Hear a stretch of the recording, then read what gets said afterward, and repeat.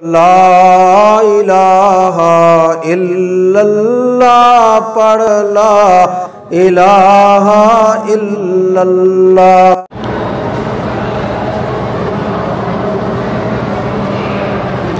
اچھا جی، اللہ شفا عطا فرمائے۔ مرحومہ کوئی دعا کے لیے کہا ہے، اللہ جتنے فوت ہو گئے ہیں اللہم اغفر لنا ولوالدینا ولوالد والدینا ولمشائخنا ولاساتذتنا ولاساتذت اساتذتنا ولمن حق علینا ولمن اوصانا واستوصانا ولجمیع المسلمین والمسلمات والمؤمنین والمؤمنات الاحیاء منهم والاموات اللہم اغفرہم وارحمہم اکرم نزلہم وسع مدخلہم۔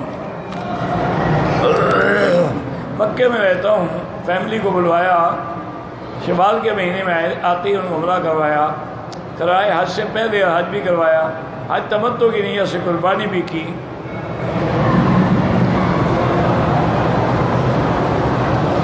تو حج کیا نا انہوں نے، اللہ کے بندے، مسئلہ تم نے خود لکھا ہے کہ آپ کے بچے آئے، انہوں نے شوال میں عمرہ کیا، پھر حج کیا، تمتع کیا، بکری بھی دی، تو بات ختم ہوئی۔ میں بھی یہی کہتا ہوں نا کہ بددم پڑے گی۔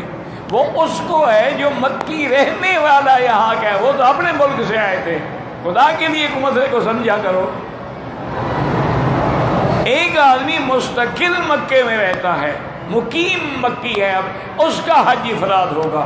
باہر سے جو آ رہا ہے، چاہے اس کی بیوی ہے، بچے ہیں، کوئی ہے، ان کی مرضی ہے، اگر حج میں عمرہ کریں گے، احرام کھول دیں گے، تمتع ہو جائے گا۔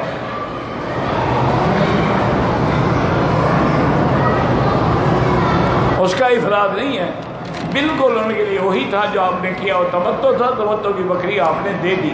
ہاں، اگر آپ یہاں رہتے ہوئے عمرہ کریں تو دم پڑے گی، آپ کا حج مفرد ہوگا۔ وہ تو باہر سے آئے ہیں اللہ کے بندے۔ ہاروت ماروت نام ہے، اس سے مراد کچھ نہیں ہے۔ وہ جادو سکھاتے تھے لوگوں کو، ان کے نام ہاروت ماروت تھے۔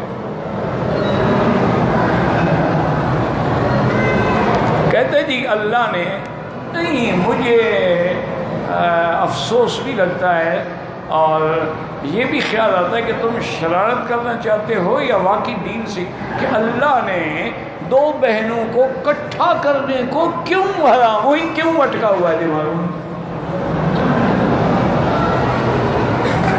اس کی حکمت یہ ہے جناب کہ بیوی پر جو سوکن آئے وہ آپس میں دشمن ہوتی ہیں، اللہ دو بہنوں کو دشمن بنانا نہیں چاہتے۔ ایک بہن ہے، دوسری نہیں آ سکتی، اور یہ قرآن کا ان تجمعوا بین الاختین، کہ دو بہنوں کو اکٹھا نکاح میں تم جمع نہیں کر سکتے، کیوں؟ وہ دو بہنیں، ان میں پیار ہونا چاہیے، نہ کہ عداوت۔ جب وہ سوکن بن کے آئے گی تو دشمنی ہوگی۔